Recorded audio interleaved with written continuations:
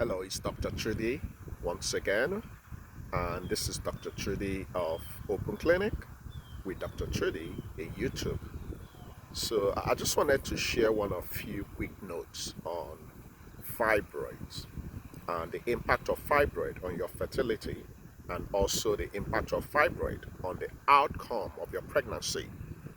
Now, I want you to pay attention to three components on how to manage fibroid. Three important components. Number one is the location of your fibroid. Where is that fibroid located? The location of the fibroid would be dependent and would determine the pathway of managing the fibroid. Now, there are principally three locations you can have fibroid.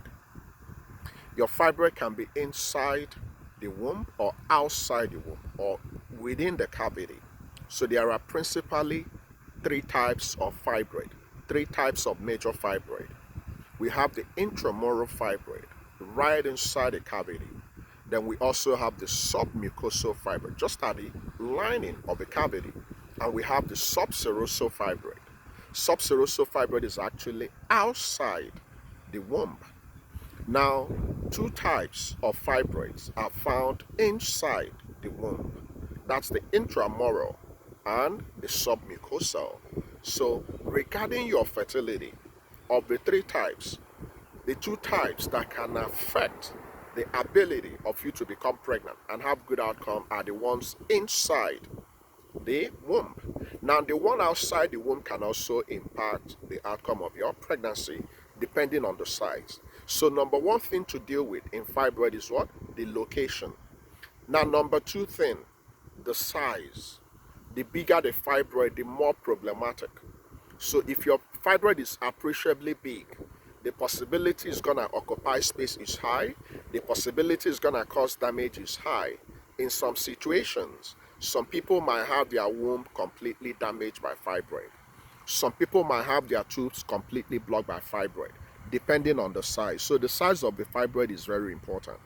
Now, lastly, the third factor which you have to consider in regards to managing fibroid is what? The symptoms. If your fibroid is symptomatic, that means you have very painful bleeding, very heavy bleeding, bleeding in clots, painful lovemaking, painful defecation, obvious mass in your body, obvious discomfort. You don't just get yourself. You know fully well that this is not how your body is meant to function, and you know fully well that this might be fibroid. Then you have symptomatic fibroid. Now, so when you tie the three components together, if your fibroid is appreciably big, and if your fibroid is located inside the cavity, that means it's intramural or submucosal, and it's symptomatic. The best approach to a symptomatic, intrally related and intralocated fibroid, that means inside your womb located fibroid, which is big, is surgery. The surgical removal of your fibroid is called myomectomy. Now, if your fibroid is a quiet type of fibroid, small, not giving you problems, then we can let it be. Some women can still conceive and have their babies with small fibroid.